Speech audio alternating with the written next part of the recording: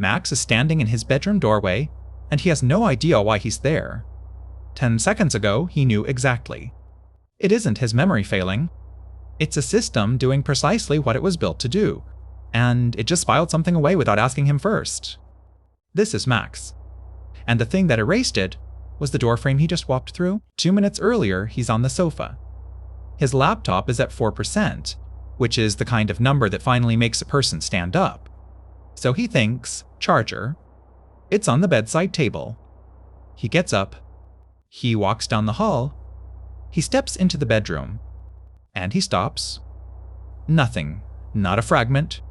He's standing in the middle of his own bedroom, like someone who has been dropped there. He looks around for a clue. Nothing in the room volunteers anything.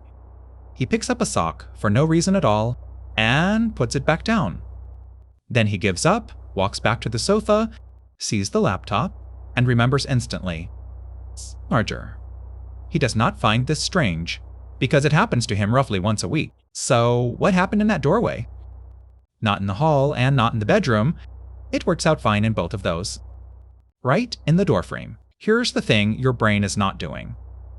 It is not recording your day as one long continuous strip of experience. That would be enormous, and almost none of it would ever be useful again. Instead, it cuts the day into pieces. Researchers call them events, and the cutting is called segmentation. You felt this without knowing the word for it. Ask someone what they did yesterday, and they don't replay 16 hours. They hand you a list. Breakfast, the commute, that meeting, lunch. Those cuts have to happen somewhere, and your brain needs a signal for where. It turns out one of the strongest signals available is physical.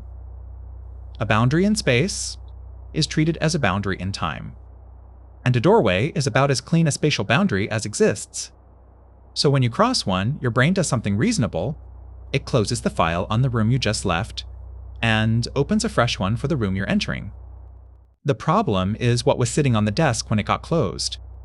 Charger was in the old file. A researcher named Gabriel Radvansky tested this properly, and the design is elegant.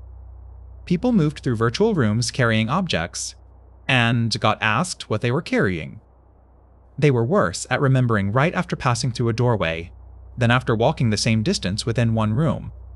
Same distance, same time, same task. The only difference was a door frame. He also ran it in real rooms, with real tables and real objects, and got the same result. Now, the honest version, the effect is real, but it is modest, and later work has found it shows up most clearly when you're already carrying some mental load. Which, if you think about the moments this actually happens to you, is exactly the situation. Nobody forgets why they walked into a room on a calm, empty Tuesday morning. It happens when there are 9 other things queued up behind it. Once you know this, the fix that everybody already uses stops looking like superstition. Going back to where you were works, it genuinely works, and now you know why. You aren't retracing your steps to jog something loose. You're standing in the place the file was open, surrounded by everything that was in it, the sofa, the laptop, the 4%. You're not remembering. You're reopening, and it isn't only doorways. Anything your brain reads as a boundary can do it. Ending a call. Getting out of the car. Finishing one task and starting the next. Even scrolling from one video to a completely different one.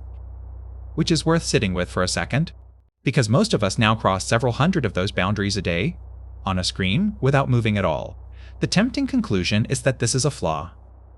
A bug in an otherwise decent machine. But run it the other way for a moment. Imagine everything you thought about in the kitchen this morning, still sitting in front of you now at full brightness, alongside everything from the hallway and the car and last Tuesday. The same mechanism that lost the charger is the one keeping yesterday from bleeding into today. It isn't forgetting badly. It's closing files, and it happens to be very slightly faster at it than you are. If you liked this, subscribe for more, and tell us in the comments what you were going in there for.